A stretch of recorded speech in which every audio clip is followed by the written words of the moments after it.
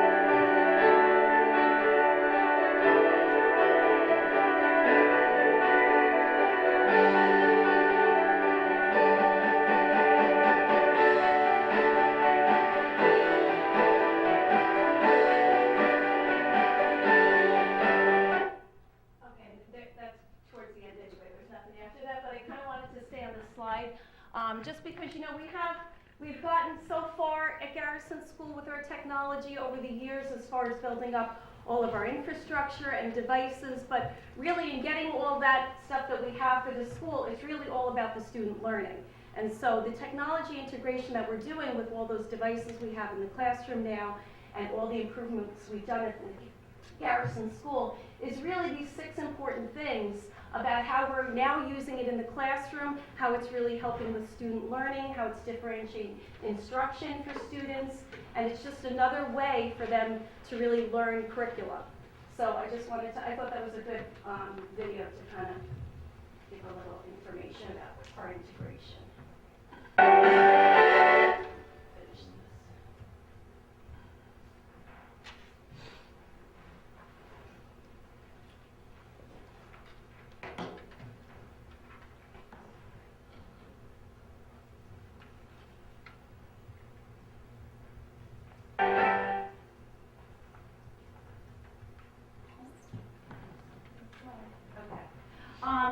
All right, so as far as why do we integrate, it's really just showing that really more and more studies show that technology integration in the curriculum really improves student learning processes and outcomes, and that's why we use it in the classroom. It supports, like I said, differentiated instruction for students.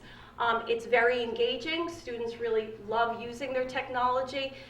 They are, really natives of using technology, so it's very enticing. They're very engaged when they're using technology. Again, also with all of our devices now, we're able to have a lot of independent and self-paced learning that we haven't been able to have in the past because now we're putting more devices in the hands of every student. It supports really life and career skills and really necessary for students to have 21st century skills. These are really why we do all of our technology integration. And again, I'd like to kind of go over the 4 C's about our 21st century skills because technology integration really supports all of these 4 C's, which are the critical thinking skills that kids need to have, communication skills, collaboration. A lot of our Google Apps for Education, if the kids are in grades 3 through 8, they're using Google Classroom and Google Docs, supports that collaborative environment. And creativity. Some of the actually samples you'll see from the students tonight and from what the teachers are showing really shows how some of these tools shows the creativity that the student can build and show how they understand content. And as far as our presentations tonight, we have 3 teachers here and a nice group of students to come up, and I just kind of wanted to emphasize what the kindergarten and first grade is going to be showing. They're going to focus more on ELA, on how they're integrating technology into the ELA curriculum with a few of those applications. And then Mrs. Waters and her students and the 4th grade students are really going to be emphasizing the math, a lot of the math tools they're using in their classroom for their student learning. So without further ado, I'm going to bring up our first teachers, are Stacy, Ricky, and Kim Katz. Good evening. Thank you for having us. Give us a second to get.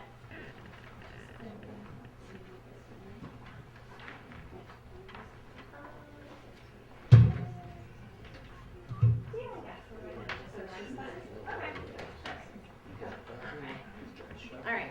So we're just going to give a little glimpse into technology in the primary classrooms in K2. And like Nancy said, we're doing pretty much an ELA focus, but the kids do use apps and sites for math as well and for creativity. So we're going to go over like little snapshots of them all. So technology is just one piece of the puzzle. It's balance. Our whole day is balance. It's not, the kids are not in front of a screen all day long. It's just one part of our day. So just like everything else we do here, there's a balance. Technology can be amazing, and here's the positive spin on it. So technology can reinforce academic skills, introduce new skills in fun and interactive ways to engage kids, and also it reaches different learning styles. So there are some pictures here of some kindergartners on iPads, and also my toddler on an iPad. I know he's not a kindergartner, but as a mom, I'm seeing things in a different spin now. So again, we don't want our children in front of a screen all day long, but when they are, there's a lot of positives. So right now, we're learning alphabet recognition, number recognition, letters and sounds and things just with the use of some fun iPad apps. So Technology provides us opportunities for independent practice, so our one-to-one devices, whether you're on a desktop computer in the lab, in the classroom, or on an iPad, or group practice, kids can work on games together. We can do recording and speaking practice. You'll see tonight through Seesaw, the kids are able to record each other. We are able to record them, and they can talk about what they're doing and why, rather than just being zoned in on a game all day. And then also basic computer skills. One of the kids in a video this morning, I was recording her, it's not up here, but I recorded, why do you like this app? And she said, it teaches me how to use a computer. Because when kids come into kindergarten, they don't know how to use a mouse, or they don't know how to use a device if they don't have it at home. So we're teaching them basic skills in addition to academic skills. And also, it can provide us opportunities for quick and informal assessments. By recording a child through Seesaw, which you'll see, we can do a running record for reading. So we can listen to a child read a book, and then we can go back later on and use it as like a portfolio assessment and see what words they're reading correctly or incorrectly, how they're answering questions, rather than trying to go through your memory 5 minutes later. It's right there on a video to share with parents or to have for our own records. Currently, all kindergarten through second grade classrooms have an interactive board, whether it's one of our new fancy ones or an older one. We all have desktop computers and or lab access, and we currently have 5 iPads in the classroom, which is about 20% of our class at once can be on it. Some of our favorite apps and sites are Starfall, which you'll see tonight, Raz Kids, which you'll see a little bit of tonight, Seesaw, which you'll see, Wixie, and Splash Math. Splash Math I think you'll see more of in the older grades, but we can access all of these at home, which is great. So it's not just in the classroom, but the kids can log on to these programs at home too, which is really awesome.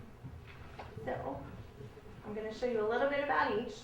I have some video clips of the kindergartners on Starfall, which is basically letter and sound recognition, early reading skills, reading, matching, a little bit of number recognition as well.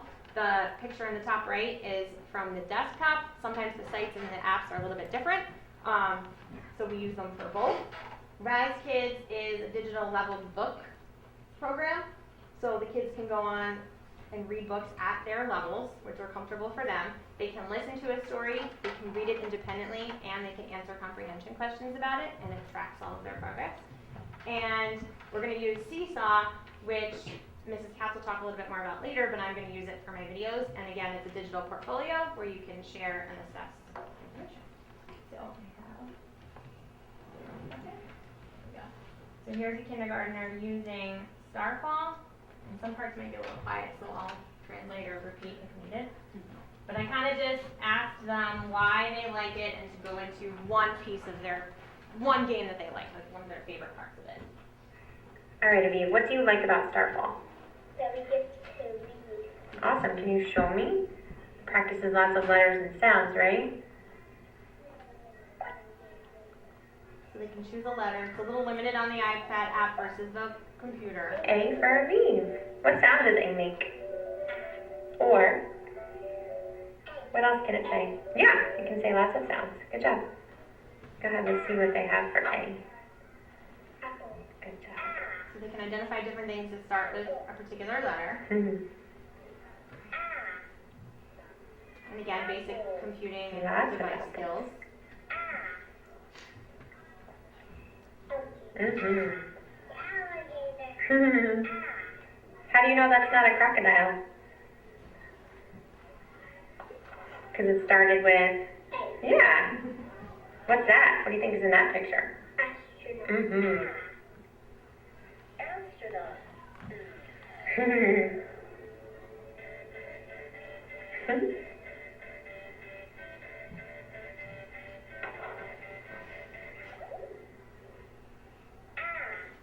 They could go on and on and on.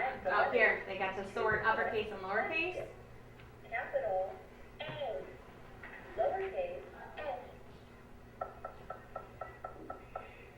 Reinforcing the sorting skills to identify different uppercase and lowercase letters. Oh, I like how you sorted them all by 2 groups first. Good job. I'm going to another one.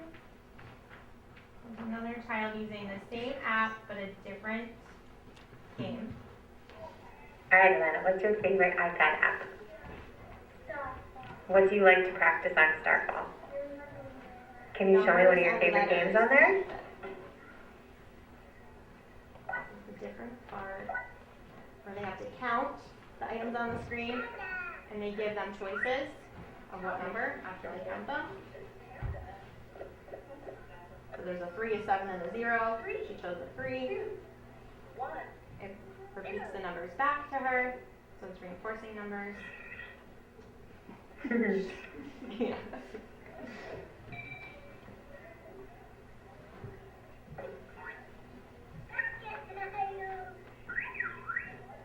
How many fish are there to feed this crocodile?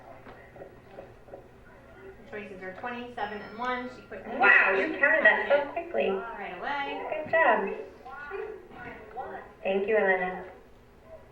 All right, Elena, what's Alright, then I have, this is Jesus showing Rise Kids. So again, that's the online, or on-level digital readers. okay, Jesus, what do you like about Raz Kids?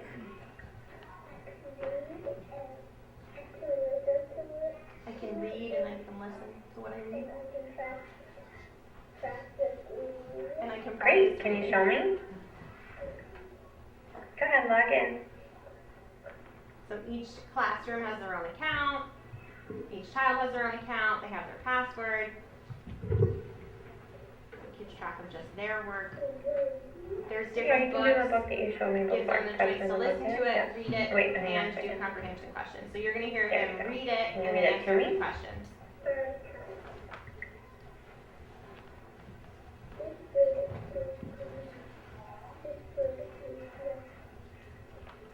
Swipe just like a digital book. Hmm. Speed it up. So you can see the questions really quick.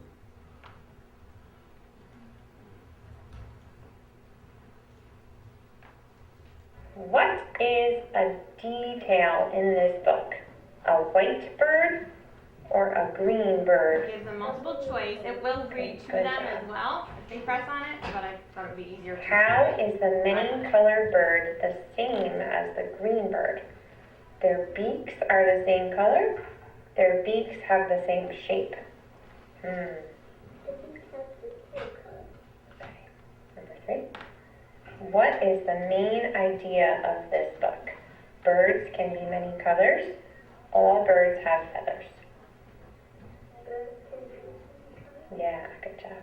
So it gives them 5 questions, and then at the end it also automatically assesses. So it shows them which ones are right, which ones are wrong. If it's wrong, they can go back to that question, listen to it again, choose a new answer, and it'll show them if they're right. So it's great for them because it's like incentives, so they get points and they get stars, and it's all exciting, and they like to read on and on and on.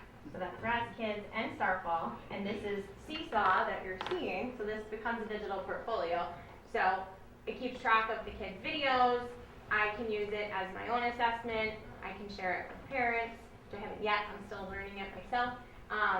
But Mrs. Katz actually shared her class with me, so I'm able to see her class as well, and she'll share a little bit more about that in a second. But it's great for collaborative work. So there's my little kindergarten video. Switch over to Mrs. Katz's class, which goes a little bit. There we go. So in addition to what Mrs. Ricky was showing with the Starfall and the Raz Kids, it's important to note that the Raz Kids grows with the students. So as the students, move through their levels and they're growing as readers, the Raz Kids will grow with the children. So some of the higher levels, they'll start getting 3, answers that they can choose from, then they'll start getting 4 answers that they can choose from. So it kind of grows as the students grow, the program grows with them. This program in particular I'm going to focus on is Seesaw. I kind of had some experience with this a few years ago when I did the tech cohort, and another teacher had introduced it. And this year with our units of study and reading workshop, we worked on, in first grade, one of our units was focusing on fluency, comprehension, and phonics. So at the end of that unit, kind of as the celebration, we wanted to listen to ourselves read to kind of see, okay, we've been working on our fluency, we've been working on sounding out words, we've been working on understanding what's going on. So what better way to do that than to listen to ourselves and kind of assess how we are doing. So we decided to record ourselves on here, and it's like an online journal. So each student has their own page, so to speak, you can see here. And this is where they can post to. There's also the class journal page, so they can go through and see all of their other classmates' posts as well, that they can then listen to a friend read and give feedback, or we decided to, we have done that, but we decided to make these books for the kindergarten class. So the students recorded themselves reading a book after, and they listened, okay, I don't know, I didn't really, have smoothness in my voice when I was doing that. I didn't really, there was an exclamation point there. I'm going to go back and I'm going to reread that. And they got them really good, and they're like, okay, Mrs. Katz, I'm ready to share this with the kindergarten students. So I was able to share my page with Stacy, and she was able to pull up these books for the kindergartners. So they were able to sit during, whatever their independent time they had on the iPads, and they could go through, and they were listening to the first graders read stories to them, which is awesome to see. Oh, they can look forward to doing that in first grade. They can see how, as they grow as readers, their voice is going to get more smooth, and the texts are going to grow in complexity. So that was kind of like the big reason we started doing this, and then from there kind of grow. So now we're doing book recommendations, and the students are, after they're reading a book, they're recording each other on here, saying, I think you should read this book because, and they're telling us they're going through retelling. So the main characters, the events that are happening, if there's a lesson that you can learn in the book, and sharing that. And they're getting other students excited about reading those books. So I want to show you some of the audiobooks that we recorded. I want to show you a few kids recording the book recommendations. And then I also interviewed some students to see what they liked about Seesaw and why they like using it. So Kindergartners love seeing all their friends on there too. yeah, they were really on my bus and my neighbor. let's see. It's like they became famous authors or readers instantly. And there is the piece. So I have shared these with the parents. So the parents have been able to see their students, their children reading as well. And some of them have even left their students comments, like they liked the post. So they say, "Great job on your reading. I'm so proud of you." So the kids are really, really into this, and it's just adding to all the great work that we've already been doing this year with Workshop, and kind of it's just an extra bonus. So this is one student with their audiobook. Huddles at School, written by Joe Cal, illustrations by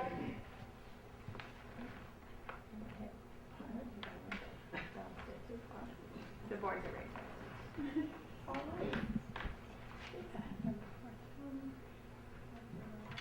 You just have to be patient and let the program load.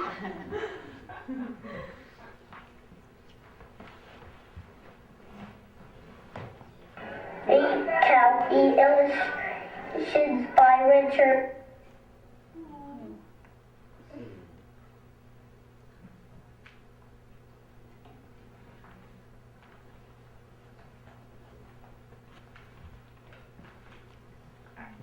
I will move on to another student right now. Hopefully theirs will load.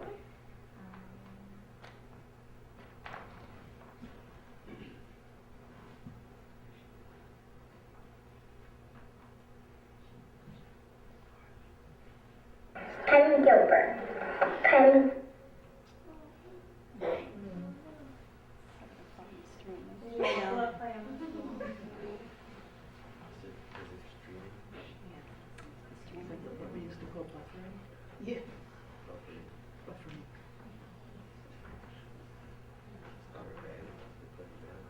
Yeah, that's what I was trying to ask. Do we not have enough? It's the buffer. I know. Sometimes our connectivity is Yeah. a little Right. slow. Yep. Yeah.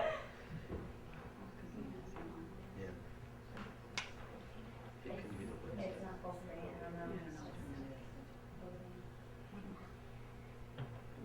It's down. It's That's a shame.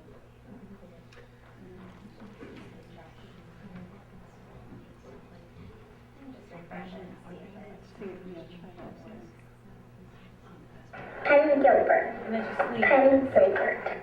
Yeah, it's up, right? Yeah, I think it's, Yeah. so, Honestly though, I'm actually, this is the most trouble that I've had with it. Yeah. This much trouble on the iPads. So it doesn't do this in the It classroom? doesn't normally. I've had it like a few times, but this was. Kenny lives next door to Gilbert the pig, and the farmer every yeah. Because you're running more. day after school, Kenny visited Gilbert and all of the other animals on the farm. Kenny liked to help the farmer take care of the animals. Sometimes he helped her clean the barn, and he helped her feed all the animals. Kenny fed the horse hay and apples. He fed the donkey corn, and he fed the Gilbert his special diet food. The horse and the donkey liked to be petted. Kenny petted them every day. Gilbert didn't like to be petted. Kenny would try to pet Gilbert, but Alright, well, I'll stop there anyway. So you can get an idea. That's how the audiobooks work for all of the students. It was just the book, focusing on the voice, and then that way the kindergarten students could see the pages of the book. I will try to pull up a book recommendation for you. For any parents, there's still seats up here if anybody wants to get up. Better vision here.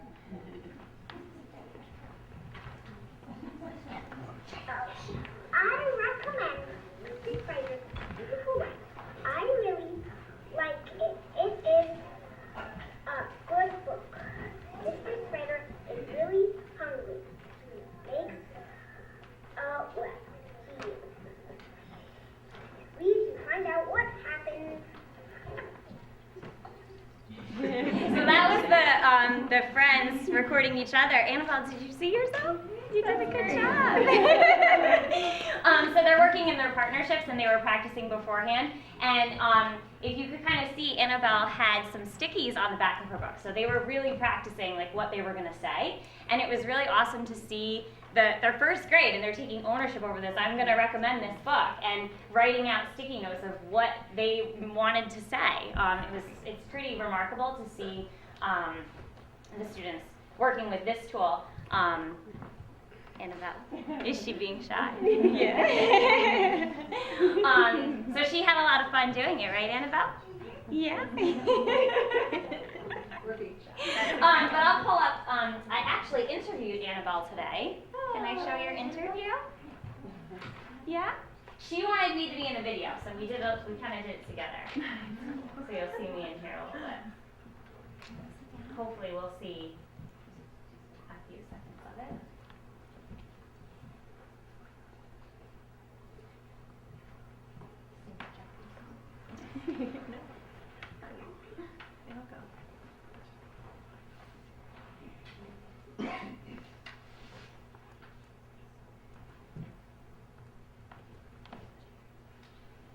Let me just try to refresh it again. I think that was last time.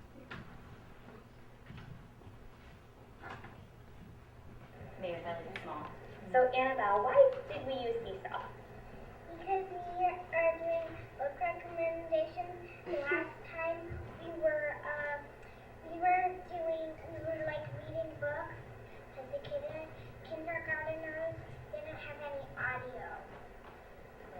They didn't have any audiobooks, right? So we made some audiobooks for them to listen to. And what do you like about using Seesaw? Because we get to watch it over and we get to like see ourselves. And we don't have to take pictures. It's like a video and we can and it's cool and we can store them and we don't really need to put more battery to keep it going. Right, so we store them in Seesaw, right? And then we can go back and we can look at them. And why do you like doing that? Because we can just see what other people have done, and it's really fun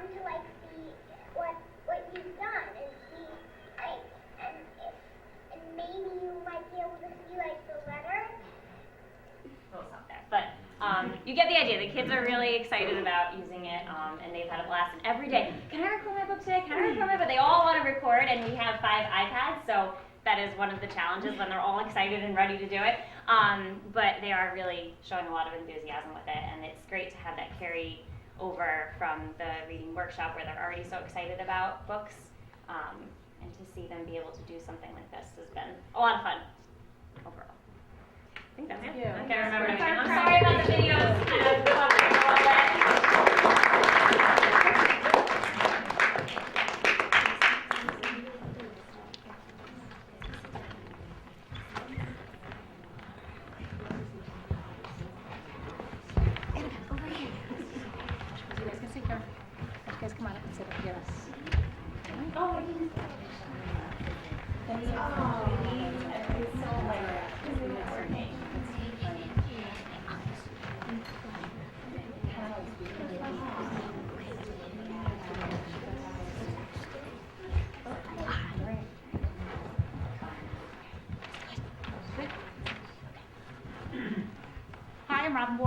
And you can see I have my crew here to help me along. I'm usually kind of camera shy, so I needed some moral support here, and I have to say they have just far surpassed everything and anything I could have expected from them to do.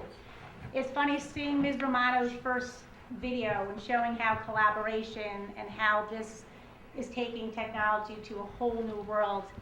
This started, I think she approached me, I don't even remember the dates, we've had so many snow days this year. And literally on a Tuesday before one of our snow days, I said to both classes, Ms. Romano's asked me to present some of the technology we use for math, and I would like some of you to help me. I said 3 questions I'm going to ask you. How do you use the program? How does it help you with math? And what do you like about it? Well, that's all I asked. I didn't get who was doing it. I didn't know who was volunteering because the next day we had a snow day. There I was working on my slides, and then all of a sudden, left and right, I had popping up all day long on Wednesday. Mrs. Waters, does this work? Mrs. Waters, does this work? Mrs. Waters, does this work? And they started designing this slideshow. So this is truly their initiative, and it is truly their little baby there. It's the format, the presentation that they came up with. All day on their snow day, they sat there and worked on these slides. And then they kept coming, can we present tomorrow? I was, whoa, we got to wait a long way to go yet here. So I'm going to be very brief. I do just want to show a few things here. Is it for everyone, Mass? This one? Yeah. Okay. Just very quickly, a few bullets. What I was talking about. I want to make sure you understand this is a supplement. It is not a replacement of curriculum. It is really just a supplement, which is what Mrs. Katz and Mrs. Ricky were also saying. It is a tool, however, that has allowed us to differentiate like anything we have done before. This year in particular, because I finally, for 4th grade, we have a Chromebook for each student, it has really taken a life unto its own that I've never had before. It allows me to assess mastery. It allows me, all the programs are adaptive. They automatically adjust for the level if there needs to be more support for a reteach, if there's enrichment. Everything in any program that they're doing involves need for paper, pencil, whiteboard. There are definitely, obviously, some mental problems they should be doing, but most of it needs a feedback.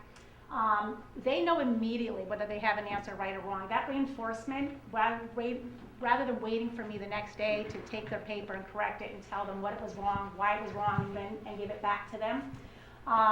It allows me to assign a spiral review because these concepts, we teach a new concept, and then often there isn't always that maintenance, so I can go back and assign those type of problems.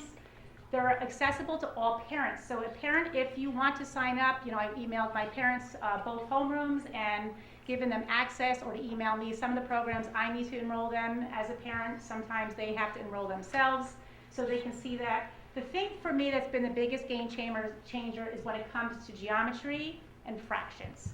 When geometry and fractions were moved down into the 4th grade curriculum with the current changes of the Common Core, it was very difficult to find materials appropriate for 4th grade that weren't at high school level. And not only that, then to make copies of things that are in color. And they really need to see the fraction manipulatives in color.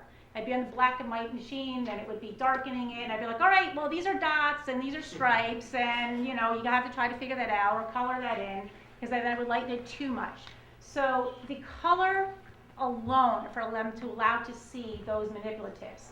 There's pictures within a stop sign, so they get a picture of a stop sign, and they have to, pick the rays or the lines or whatever that we're looking to do. That, for me, has been the biggest game changer out of everything. So that's just a real quick blurb of what they do. And I just want to know the biggest thing again, that individualized instruction. What do I do with all this information? So a little different from what the Seesaw does. As the programs start to becoming evolved, you get data, data, data, and it is incredible. So IXL is one of the programs that some of the kids are going to talk about.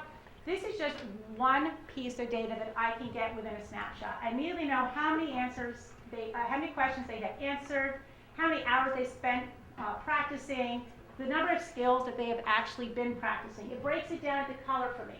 Lets me know fractions. You can see, oops, go back one. You can see obviously that's what we're working on mostly right now that I've assigned. Symmetry, two-dimensional figures, it's all color-coded. I can see by the day. I get an individual time report here. I can do it for the week. I can do it for the day. I can see how many hours. So when I tell them to work for 25 minutes the next day, I can say, you weren't on IXL last night. I know immediately, okay? I've blocked their names out here. As you can see, it tells me what skills they are on. It tells me their SMART score. They cannot move on until they reach a certain SMART skill level as well. One teeny little snapshot of what that can do. Another report page. I can now get a diagnostic. I can see the individual skills within triangles and quadrilaterals. I keep touching that, sorry. This is really sensitive. Wow. I'm going to stand over here. Can I get one? Triangles and quadrilaterals, you can see each individual skill. Again, I block names. You can see scores starting to come up. Just because there's a low score does not mean that that child is having difficulty in that area at this point. It means he or she may not have enough practice on it. So it evolves as they go on. This is an example you can see then. I also get, this is a student, I get to see his or her question log. I see what he or she answered. I see correct, incorrect, what the correct answers were. I can ask her to show me all the questions, just the missed work. And here again, you can see a sample of a geometry. I can actually have the scale, the size, whether it's an isosceles or equilateral. The practice here is just appropriate for 4th grade, something I've always had difficulty finding. So another very, very quick sample of this. Another level that it allows me to, you can see up here in this menu all the different things that I can do with this up here. I come in the next day and it says these 5 students need help in this particular skill that they were practicing last night. I pull them aside, I quickly do it. Lots of times I'll look at their question log and go, oh, you just had a typo. And it's practicing on how to future test taking on the computers, which is something we'll be evolving to eventually. So some of the students of the fraction, they might use the forward slash instead of the backslash. So it's not that they actually got the answer wrong, it was more of a typing. So it allows me to assess that immediately within the next day to call up. If it's a whole class skill, I'll go back, but this is just telling me these 5 children right here are having trouble with this particular skill. Wool Math is very similar. It's another program. They'll explain the programs. This is a fraction and decimals program only, and it is only for grades 3, 6, remediation for grades 7 and 8. IXL, is going to be K-12. I'm the only one currently right now using IXL in 4th grade. Wool Math, we do have for 3, 5. Again, you can see a snapshot. Any program you use, what I like about it is the only reason I'll use it is if I can get some data from it. This again tells them you can see initially a visual, where they are, what they're doing, who needs a little more practice, who needs a little more help. Again, this yellow may not be that they're actually struggling yet, they just haven't finished all of the lessons. What I love about Woot Math, it works on the app and it also works on a Chromebook or a desktop. What's really nice about the iPads, however, is you can write with a stylus, you can write with your finger. You can do it on the desktop, you just have to use it with the mouse. But again, it gives me a printout of every question that they've answered, every question that they've had wrong, and they have to show me work. And I will actually see their work on here. I see, you can't see this, but you can see somebody circled, and they circled incorrectly here. So when they have to move manipulatives and or work out problems, I get to see that. So it's just not giving me a number, it's giving me data that I can actually use if I need to reteach and or enrich, or just keep doing what I'm doing here. Splash Math, another program that we use. Again, we actually have that K5 right now. and it's been very popular. My class, we started with it last year, and then we trialed it and we moved it down, and Mrs. Ricky could have actually written the review for the program. It's a really great program. Again, immediately, quick data, you can see who's done what skills. This is geometry again. You can see if I have a little struggling of an area here, I can see where they are within their skills that I have assigned to them there, if they need a little bit of improvement. Oh my goodness, I touched that again. A little bit of more practice, it'll tell me this. And again, just the data that you get from this is amazing. Last program I want to show you a real quick snapshot, and this is our Renaissance. This is our STAR 360. We use it right now for our benchmark for math programs. But we also have a math facts fluency check, and that's one that has been really great now, also starting in kindergarten. I'm already seeing in the upper levels an improvement in the students' math fact mastery as we've been using that program for the last 2 years. Just like our math reports, in which we do the benchmarking in spring, fall, and winter, we can do this for the math facts. And you'll see that this is a benchmark of where this child needs to be by the end of 4th grade. This is the benchmark target. And we start to see as we're progressing up here whether or not we're getting there. I can change the time frame, I can change the skills, and I can see where I need to be for the kids. And they like this, they get to do it. What's wonderful about this is they'll explain that to you in a minute. So with that, I'm actually going to turn it over to the experts here in a minute. They will actually explain about each program. We didn't actually model the programs as Mrs. Katz and Mr. Ricky because we were a little afraid they're a little more involved in the upper level, and they actually really have to solve the problems, so you'd be really waiting for them to solve the problems. So they're going to, again, not to mention, they kind of took it on their own, and they did this from here. So I will turn it over to them, and let's see. Let's get out here. Okay.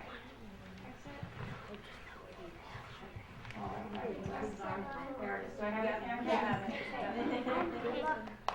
Okay. All right, I'm going to turn it over. Do you want to use this instead of that? Or are you going to do this thing? Okay. She's in charge. We will be explaining how the following apps, Splash Math, IXL, MathFacts in a Flash, and Root Math work. We love all the programs.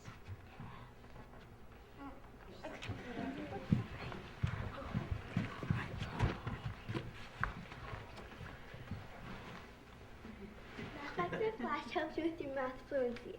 It first helps you with your accuracy and then of your math recall. You don't need paper or pencil. It gives you 3 answers. One out of the 3 choices is right. One thing people like most about this app is when you first start off, you can do a test, then you practice, and then you can do a test after that. Once you've gotten every fact, you're practicing right. The program will give you a test. If you pass, you move on to the next level. If not, you do more practice. Your teachers can change goal and time if you are having trouble, or give you more of a challenge if needed.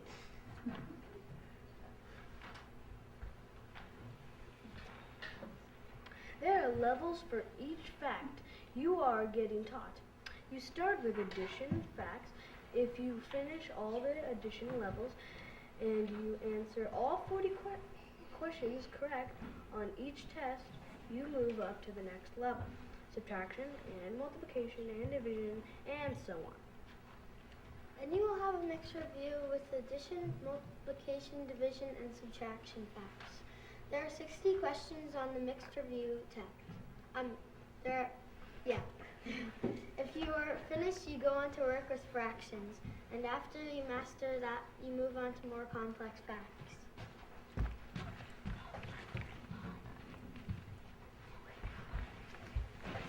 When I started 4th grade, I did not know how to do many things with fractions. But when we began root math, fractions became really easy. It also made fractions fun. I was surprised how fun it was when we started root math. On root math, if you make a mistake, you will be able to see what you did in a split 2 seconds. When something new is introduced, there is a video, and when you do a few pages, then there is a review. On root math, there are books, and in the books are lessons/pages. You can also earn pens to help you draw out the problem if you have trouble. Math also has other cool features we would like to show you. Now that we have seen the cool features, we would like to talk more about them. If you get the question wrong, it gives you a second chance. But if you get it wrong, again, sadly you'll get it wrong, but then it shows you a video to help. Math asks if you like the lesson or don't, or you sort of do. It also asks how much you understand the lesson. Then it shows you a video if you don't understand the lesson at all. Another thing about math is that it has a few things in one button, like something that like a help button that the teacher you can send to the teacher, and they will receive help. You will receive help from the teacher if you do not understand. And a home button to get to your home, to get to the main menu, and a button to pause or read the video, which really can sometimes help. And a sign out button. There's also a button that skips the video if needed because you already understand the lesson. And lastly, math has helped us so much with understanding fractions from Anna, Catherine, and Magnus. Roth also helped us with this, but he couldn't make it.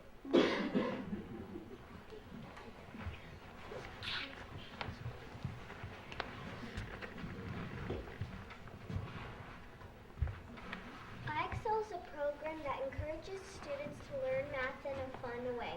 You can choose your grade and the level you want to do. There are many levels including fractions, division, multiplication, geometry, and many more. What I like about iExcel is if you get a question wrong, it shows you how to solve the problem correctly. It will give you a model to make sure you understand the questions. What I also like about iExcel is that you can redo a level if you do not think you understand it. You can also go back a grade if you don't understand most of the work. If you hover over a level, it will show you what kind of questions it will give you. Sometimes there is a model or a picture to help you with your work or give you an idea. If you don't know what level you want to do, you can go to the recommendations page. One more thing about iExcel is that your teacher can give you certain lessons for you by highlighting them. Also, if you achieve a goal or do a certain amount of questions, you will get a prize. Bye, Sophia, Naomi, and Jasmine.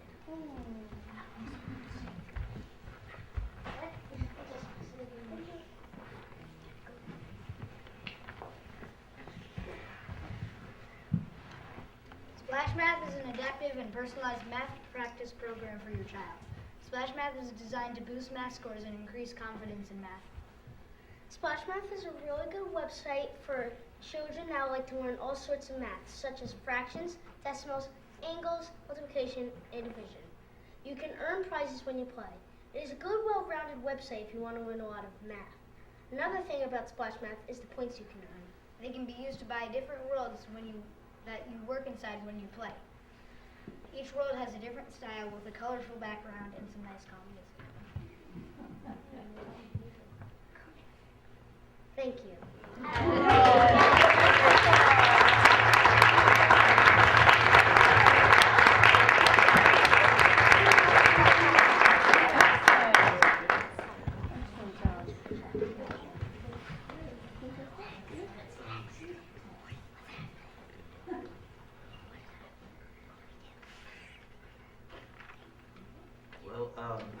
Does anyone have any questions for our presenters? Any words? I think they did great. I mean, the teachers Oh. did great, but the kids did exceptional.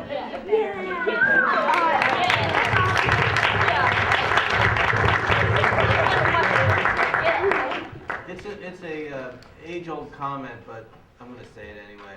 You know, the tool is only as good as the person using it, and you know, it really gives us a sense of trust to the board that the investments in the technology are being handled by capable teachers, and that investment feels more solid.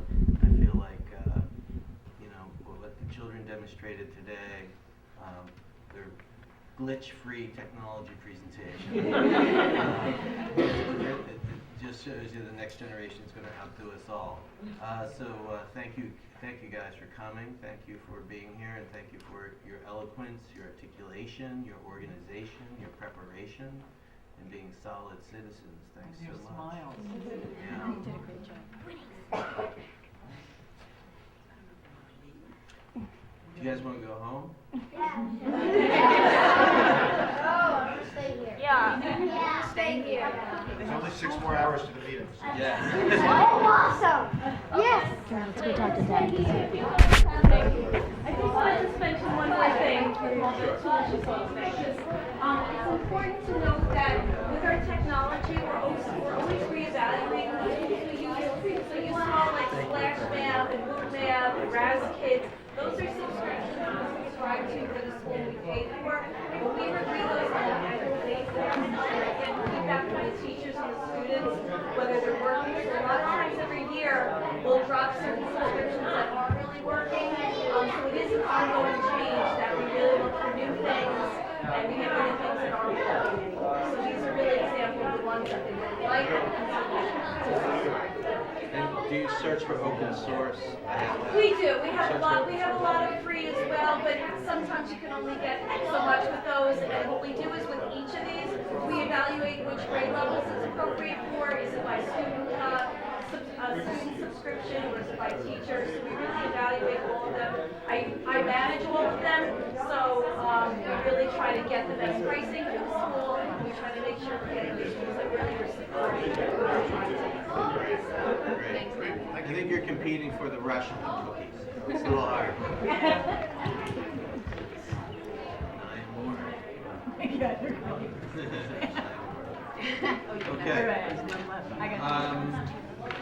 Thank you guys. Thanks for thank you. Okay, that brings us to item number 3, Superintendent's remarks. Thank you. Good evening, Garrison. I want to say thank you, technology team, Stacy, Kim, Robin, and Nancy, and the 4th graders. It was such a fine job, and you're doing such great work with our kids. So thank you for all your good work. I want to say a thank you to Brandon Del Pozo, who's a former Cold Spring resident and chief of police in Burlington, Vermont. He came to visit us to continue our conversation about the epidemic, the opioid epidemic in our nation and our community.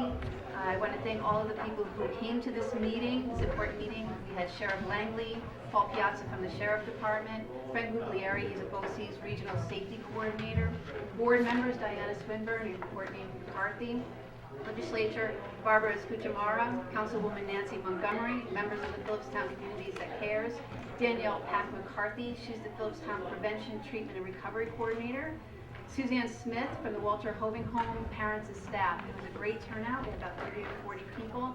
And again, we have committed as a district to continue this conversation. So we thank Brandon for making the time to see us again and visit us. He also met with our middle school students, 6th, 7th, and 8th grade individually and just spoke about what they can do to keep themselves safe, what they can do to keep their friends safe, and when you're feeling low, there are decisions that you may make that are not good for your own health or for your friends and family. So he just really tried to inform and make kids aware, and that they're going into high school and college and the world of work, and that they're going to make a lot of hard decisions, and this is going to be one of them they're going to be faced with.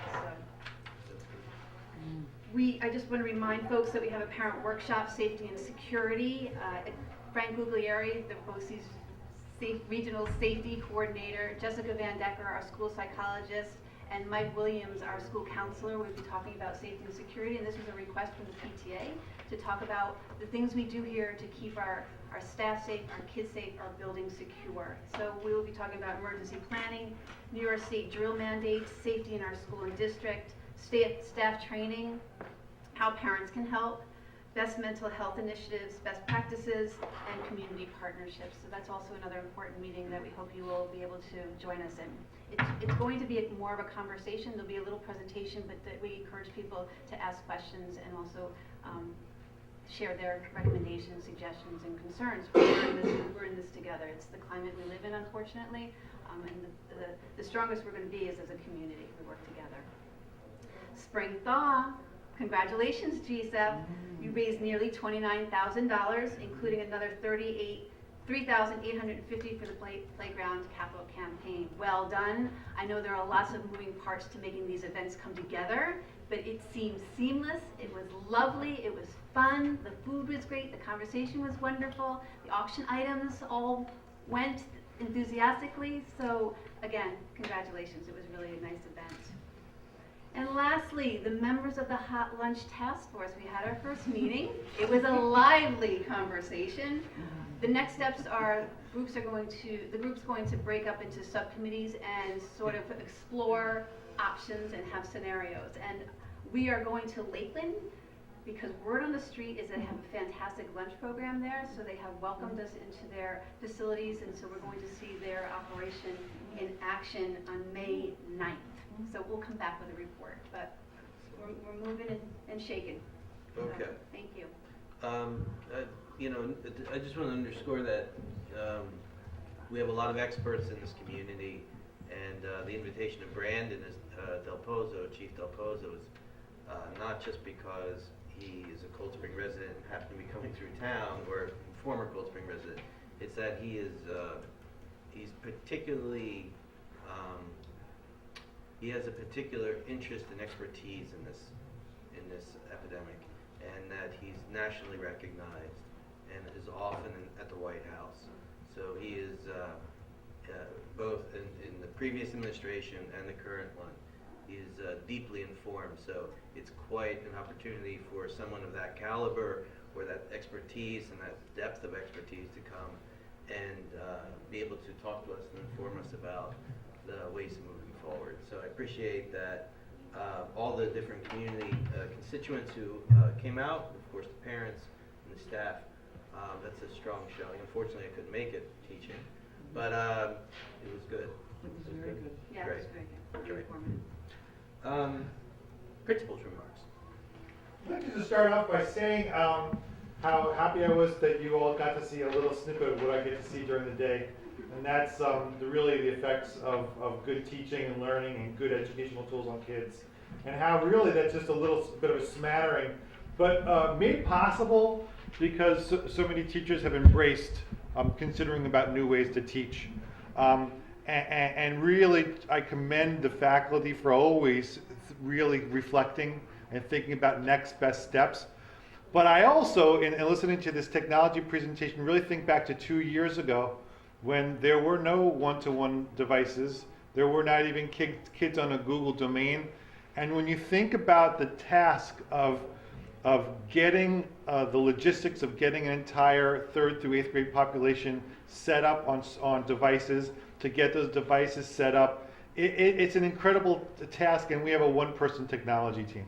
We have Nancy, and the fact that so much has happened in such a short period of time is really due to your dedication, Nancy, and not enough can be said about what an asset she is to us in Garrison. So I just wanted to start by saying that. There is the life of a principal this time of the year is steep deep in preparations for a 2018 and 2019 school year. There are just a couple of things that we're working on right now that I think are probably going to basically be conversations that the board will have to come around to have further conversations about in the future. So I just wanted to basically mention a few things that we're working on, basically as a way of introducing some topics that I think will have to be followed up in the future. I don't mean to agenda jump, but one of the items on your agenda, sadly, is to accept the resignation with the intent to retire of Adalia D'Antuono. She has become quite an institution here, known really, if you don't know Adalia because you've got younger kids, as the one person who has been the driving force of foreign language instruction for the Garrison schools for many, many years. I just want to say that it's really good practice when such a huge moment like this comes to be, to not just jump into a state of continuing and perpetuating a status quo. That I think it's important when you have a moment of a huge change of faculty, of a one-person program, to really take a moment to pause and to collect some data as to the status of instruction, to have a moment to talk to students, to talk to teachers, to talk to the community, to talk to our high school who receives our foreign language learners, to talk to Haldane and to talk to O'Neill, just to gather information, to be able to analyze that, to consider costs and benefits, and then either with that information continue as is, or to think about the next best iteration for instruction to best suit the needs of our students. So I just wanted to introduce this as a topic because it is an important thing that I do recommend happening, because it's just the best practice to reflect in the present tense before moving forward. And that's something that I'm engaging on with Laura, and that I think we will be broadening the scope of that work so we have a broader perspective that would also then include the Board of Education. There's also a second thing that I think is very, very important, and it's sort of a different scheme, but also on the theme of preparing for the next school year. And that's really become the intriguing demographics of a particular cohort within our school community. When we started the budget process and identifying personnel needs for next school year, we were in one place, and as we know in a small town like Garrison, things can rapidly change. Since the budget development process began, we've had actually an influx of 3 students into 2nd grade. And there is a forecast of potentially twins entering. We started off the 2017-18 school year with 23 students. Within the winter months, we had 3 girls move in, bringing that class to 26.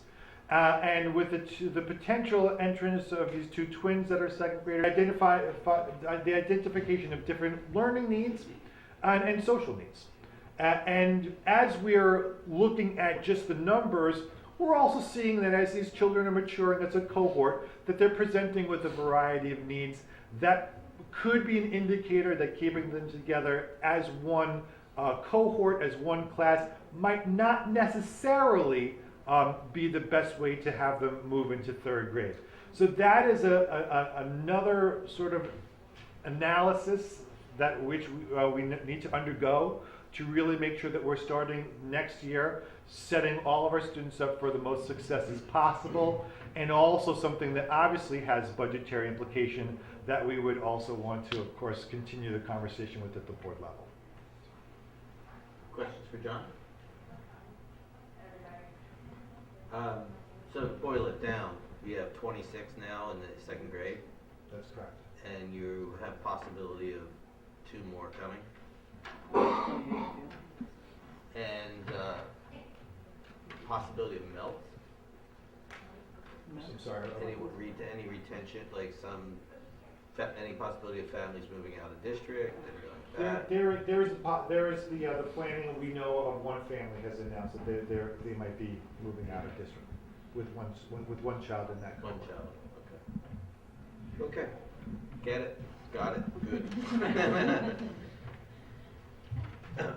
Noah, how many people are in that classroom?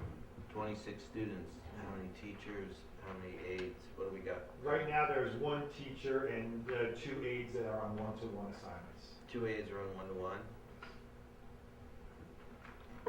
Generally, what's the atmosphere like in the classroom? Productive. Children are learning. I wouldn't say as we've hit 26, we haven't said that there are any indicators that the classroom environment is detrimental to learning. So we've been able to basically keep it in good confidence, intact. However, we do know that there are 2 factors at play. The curriculum becoming more sophisticated. 3rd grade becomes more content rich. It's moving a lot from skills to using those skills to master content, which creates usually from the 2nd to 3rd to a different kind of classroom environment.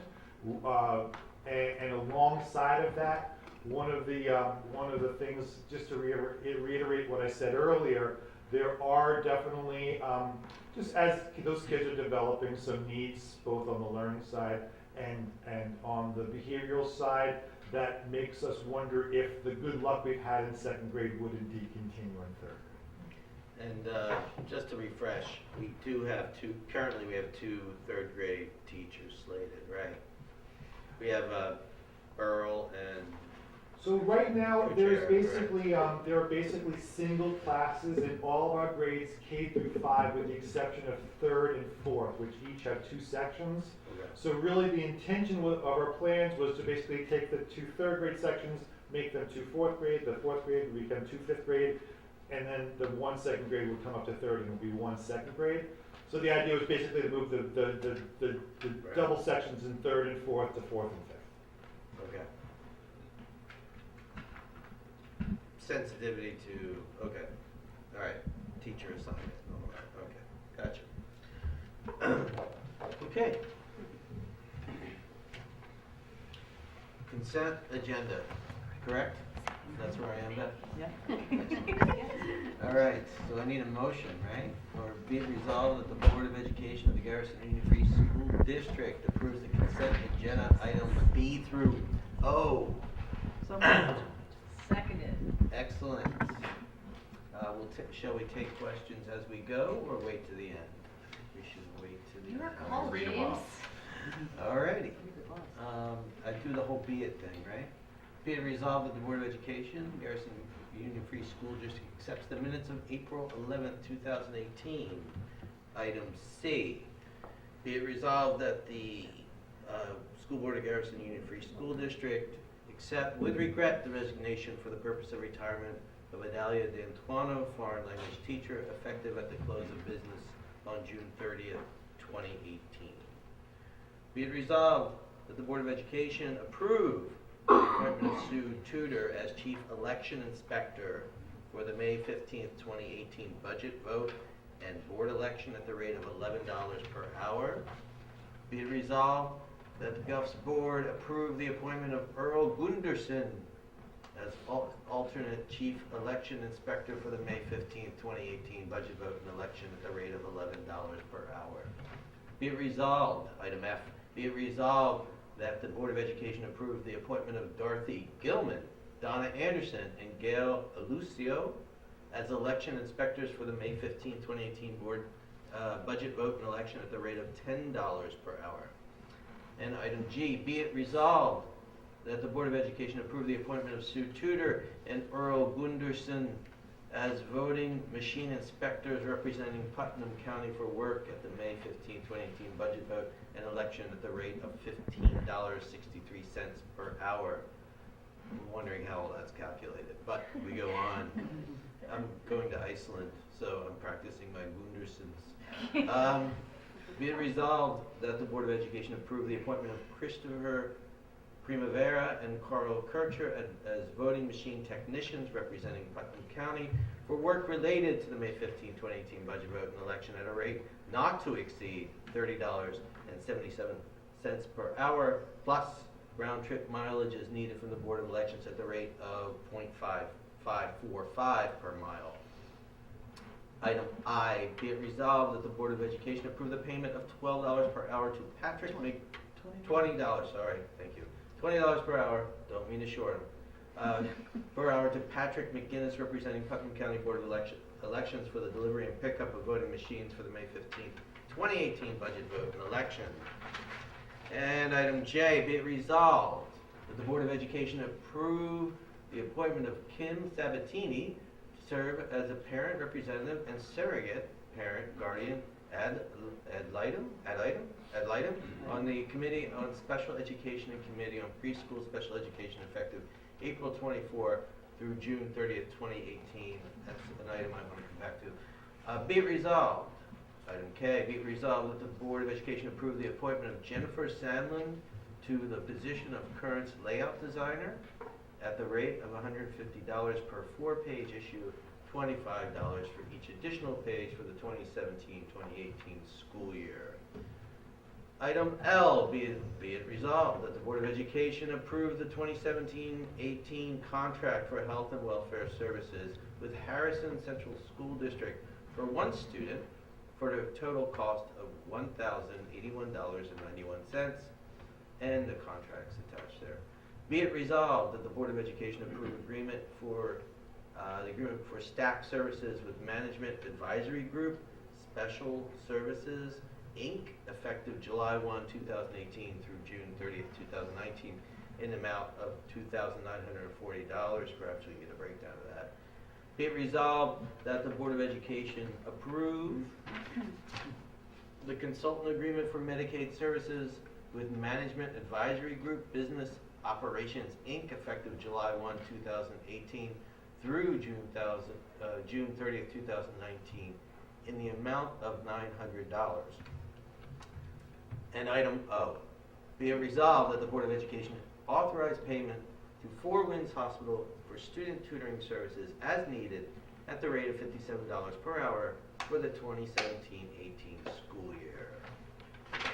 So moved. Questions? Well, just, I can answer. MAG is a company that we have an agreement with, and they help us with our staff and Medicaid. So those are those 3 items that you see on the consent. And it's really to do the filing for special ed services. They know the rules, the regulations, so we pay them for those services. And then the Miss Sabatini advocate, that's a position where families can, she's trained in her advocacy for students who have been referred and will be going through the special ed services, and she can be the advocate and support them in any way that they need with resources or information. Okay. Because it was Miss Higbee. Okay, and that's been a standing position? Correct. Okay, that's not a She new just position or recently a new was role. trained and ready to go. Yeah. Okay, excellent. And good luck to Ms. Sabatini. And Adalia. And Adalia, good luck to Adalia. Yeah, I've known Adalia the whole time she's been here, and she's done some really good things here at Garrison, so I wish her well in her next level of her life choices. She said it'd be filled with grandchildren and traveling. There you go. And chocolate. Chocolate. I think that's all you need. Alrighty, no different question. Okay. The current layout designer, is it the same person we've used before? Yes. Just curious. Yeah. No, we have to vote, so I say, all in favor? Aye. Aye. Right. Any nays? Just to Abstain? throw you off. Abstain? Nothing. Okay, great, let's move on. Discussion item. Review of the committee minutes. In your packet, you should, and on your board docs, you should have facilities committee minutes, environmental education committee minutes. Facilities committee? I was there. Yes. You want to talk about it though? Well, I think we're trying to streamline our priority list based on all of the ideas that have been generated from the community, from staff, the committee itself, and really, I think we're coming to a place where we have a good plan, good solid plan.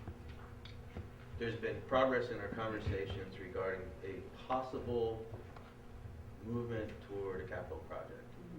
Right. And possibly going to the voters in the fall. And some additional conversation regarding solar, I believe, beyond that. Okay, good. Environmental Education Committee, John, you still on the boat there? Oh, my goodness.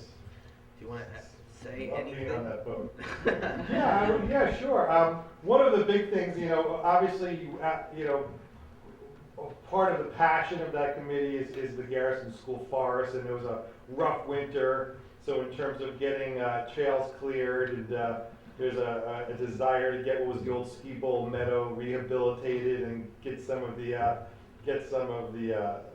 original species, some indigenous species, some rooms to grow. But in addition to that, I'm just going to pull up some stats. One of the cool things that we did was really wanted to just focus some learning around Earth Day. The national theme for Earth Day this year was plastics reduction. We had a great town meeting on Friday where we introduced K-8, a little bit of the issue of the production of garbage within our society and the ramifications on the environment. So one of the things that we did last week, unbeknownst to our student body, was went in and recorded the weight of the garbage that we produce during a random lunch period. We then presented some learning and did a post measure after we all made a pledge to reduce our garbage production. And we're able to see, get this, in grades second and third grade. Last week they produced 8.75 pounds of garbage. After the education piece, it went from 8 3/4 of a pound to 2.5 pounds. Wow. Isn't that a great jump? Overall, as a school, we went from a lunchtime from producing 28 pounds of garbage during an average lunch. And this is a lunch where they're bringing in stuff from home. It's not one of our hot lunches or pizza lunches. This is just 2 lunches where everything's brown bagged. We went from last week 28 pounds to 19 pounds this week. So we're going to try to keep up the good work. Excellent. And speaking of which, I guess now would be a good time just simply to mention that Crystal Ford Yes. and Kevin Keegan, parent and our middle school science teacher, took 11, I think it was, students to the Youth Climate Summit at Columbia University. Yes. And I think that's fabulous. And they all seemed to have a good time. Learned a lot.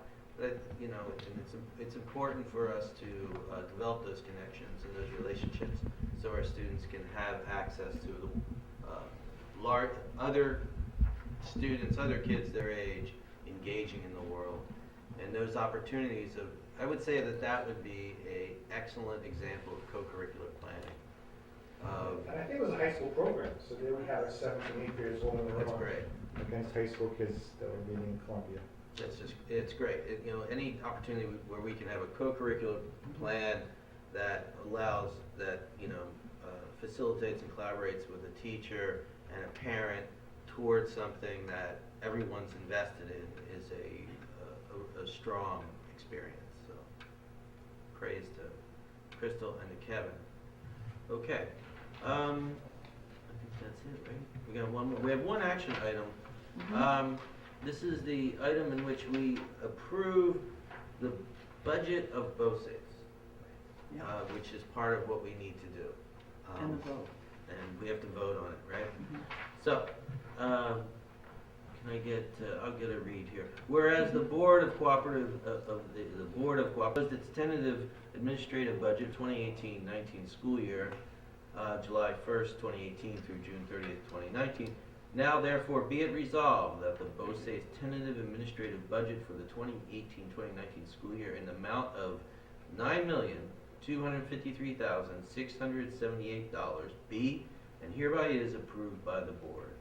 And be it further resolved that the Board of Education of the Garrison Union Free School District cast its vote for the following 2 candidates: Catherine Lilburn, one of our own here in Garrison, and Michael Simpkins for Board of Cooperative Educational Services to fill the 2 vacancies. Their terms will run from July 1, 2018 to June 30th, 2021. I need a motion. So moved. Second? Okay. Vote? Aye. Aye. The ayes have it. Any nays? No one else. Good. Abstentions? None. The ayes have it. And there you go, BOCES. Good luck to you. It's a big old boat. Alrighty. Public comment.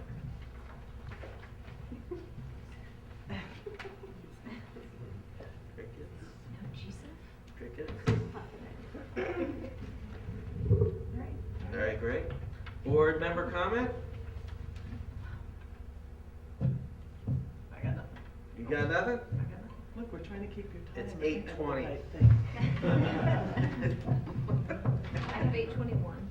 You've 8:21. Excellent. I have 8:21. I think I've said all the praise that I needed to say today, right? It's a good place to be. I think it's a good place to be. Yeah. I mean, thanks, GSEF. I had a great time. Thanks for being here, teachers. And thanks for Crystal. And you wanted to say something. I was gonna say, Stacy and Kimberly, what were your auction items? Oh, mine is an ice cream date with a kindergarten, first, or second grader, and a sibling or friend, and the winner. I've done it 4 years in a row, and the family gets to pick where we go. Usually it's Momo's, but it can be anywhere. And it's just ice cream Super and popular. talk. It's fun. And mine's a ice cream party for 4 students. I have the list. Yeah, I've done that the last few years. Also done variation. We did like a dance party one year. I'd like to put a plug in for Blue Pig if I can, in one of the finer ice cream shops around. You And got then frozen- John also does frozen- principal of the day. Excellent. I think it's also, can I just say that their husband also donated to the fall this year. Oh, from their that's company, great. which I thought was really sweet and really nice Oh. talking there as part of our community. Sure, We absolutely. appreciate that. Teacher, Mr. Ritchie and Mr. Katz Spouses. donated from their company as Very well. nice. Very nice. Spouse. And attended.